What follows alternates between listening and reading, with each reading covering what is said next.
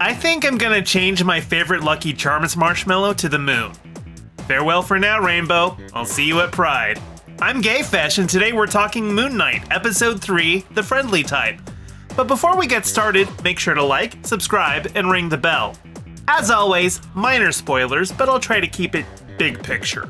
The action is moved to Cairo, and I couldn't be happier. The rooftop parkour continues, and I haven't seen the Assassin's Creed movie, but something tells me this would already be a superior adaptation if you just changed a few names around. That being said, it's shot with very quick cuts, presumably because Oscar Isaac is not David Bell.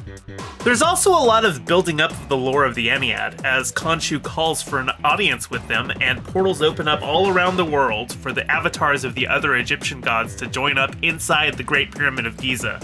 You'll have to suspend disbelief a little on this one. It's presented as though the pyramid is almost completely hollow. I don't think so. I'm pretty sure we've been able to identify what parts of the pyramid are solid, and the chambers inside are relatively small. I really love the dynamic here between Khonshu and the other gods. While it's clear that the gods don't take the return of Ammit seriously, it does seem to be a case of Khonshu screwing himself over. He's been unhinged enough to be kicked out of the Ennead, and Arthur Harrow even points to how he's taking advantage of a mentally ill avatar to convince them to shut Khonshu out. Obviously, I don't like the gods in general, but at least here you can understand why they distrust him. This episode spends more time in Mark's shoes than Steven's, and I'm actually starting to appreciate Steven more. Mark seems to know nothing about Egyptology, while Steven is a clear expert.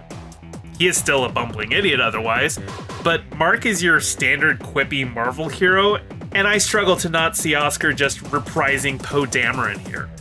I'm excited for the third persona to be revealed, as our dear Moon Knight murders a couple goons and both Steven and Mark accuse each other of having done it.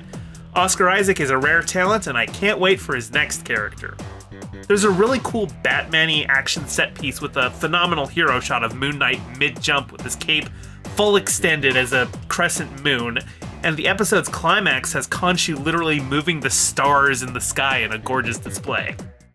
So what do you think? Leave a comment down below, or I'll encase you in stone. It feels like May Calloway's not even trying with her American accent this episode. Be sure to like, subscribe, ring the bell, and share the video with your friends. Subscribe to my Patreon to get shouted out in future videos. Check out my Bandcamp for banging tunes, including all the tracks you heard in this video.